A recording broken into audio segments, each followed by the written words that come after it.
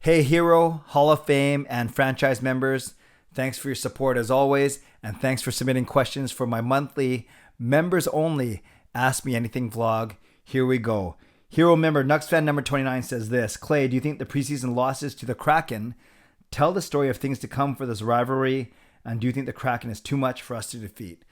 So, Robert, respectfully, no. I don't think that you can read anything into the two games that Seattle has beaten Vancouver in. For both of those games, Vancouver did not have a full roster, and I don't put too much stock into preseason games in the first place anyways. The first game that Seattle won, yeah, it was their first game ever, and I think it was great that they won actually, and there was a lot of excitement. Second game that was here, not the most exciting game, and Vancouver didn't really ice their strongest lineup, especially compared to Seattle. So, having said all that, no, I don't worry about it. I don't think this is a sign of things to come. Rivalries really aren't born until the playoffs anyway. So until these two teams meet in a playoff series, yes, it'll be fun to compare them. It'll be fun to get excited about the games. But I'm not that worried that this is going to be an indication of Seattle dominating us for years to come.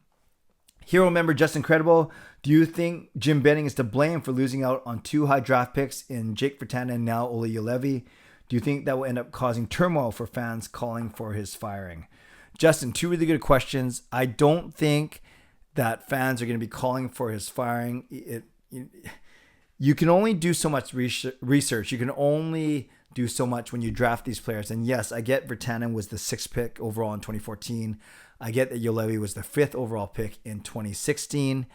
But Jake Virtanen was coming off a pretty good World Juniors, a good junior season, and there's a lot of potential in him.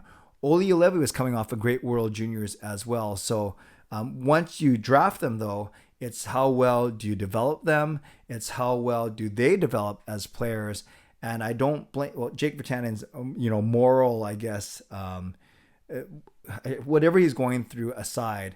I don't have hard feelings. Like I wanted Virtanen to succeed as a hockey player. I wanted Olli Juolevi to succeed, but there also comes a time where you got to cut bait and simply say, does this make sense? In Virtanen's case, is it worth the money that we're paying him? No. In Juolevi's case, is it worth waiting around for him? And with the emergence of Jack Rathbone, I really think Olli Juolevi became dispensable. So I don't think there's going to cause a lot of fans to call for Jim Benning's firing. I think there's other more grievous offenses that people might be more apt to use as reasons. So I kind of answered both questions. I don't think that fans will call for his firing because of these two things specifically. And I don't think he's to blame on losing out. You don't know how these guys are going to turn out. You could say, well, we could have drafted other guys in their place. I'd have more of an argument for that. Although, again, you still don't know how guys are going to turn out. But I don't blame him for what happened to Virtanen and what happened to Juolevi. Great question, though, Justin.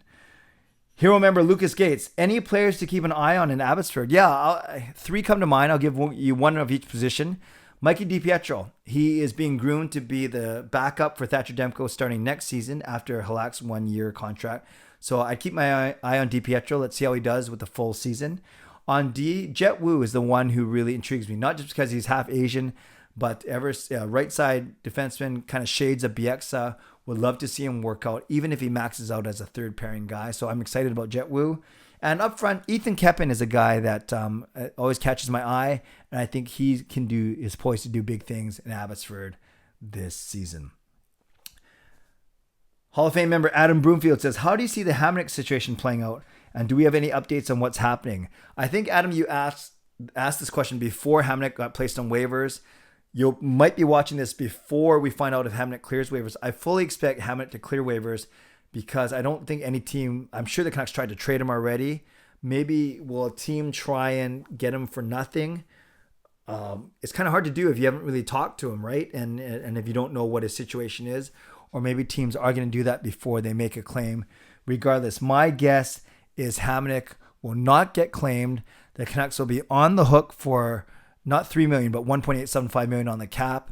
And he's not going to report to Abbotsford, which is probably the worst case scenario, actually, right? He doesn't report to Abbotsford, yet the Canucks still have to carry some of his cap hit. So you can't bury the whole thing in Abbotsford. So we will see what happens. We'll probably get more clarity once we know if he clears waivers, and we will go from there. Hall of Fame member Chris Seifried. Do you see the organization trying to move Ulevi? Oh, whoops. I guess I didn't edit these before. Yeah. So, Chris, they moved Ulevi and they got a defenseman and a forward from Florida for him. That's really good editing on my part there. And I should say screening of the questions. But Chris, I appreciate you asking that. And maybe you were the soothsayer here. You were the one who predicted this move. And then by asking that question. And Jarhead, one of our franchise members, says, give me a couple sleepers for the hockey pool. Okay, I'll give you 3 sleepers. Victor Arvidsson, going from Nashville to LA. Nashville, not the strongest offensive team. Arvidsson, very talented. So I expect to see an uptick from him in LA. Jared McCann in Seattle, the ex-Canuck, the ex-Penguin, the ex-Panther, the ex-a lot of things. I think he's going to be given every opportunity to shine as a top 6 wingers, or center, I should say. So let's go with Jared McCann as a second sleeper. And I've always liked Jesper Bratt of the Devils. That team was going to get better eventually. And I think Jesper Bratt can be a big part of it. So let's go with Arvidsson, McCann, and Bratt. Okay, Hero members, Hall of Fame members, and franchise members, thank you for your questions. And more importantly, thank you for your support. As always, you know that I appreciate you and I do not take you for granted. So until the next one, stay safe, stay healthy, take care of yourselves, and take care of each other. Have a great day. God bless, and go Canucks go.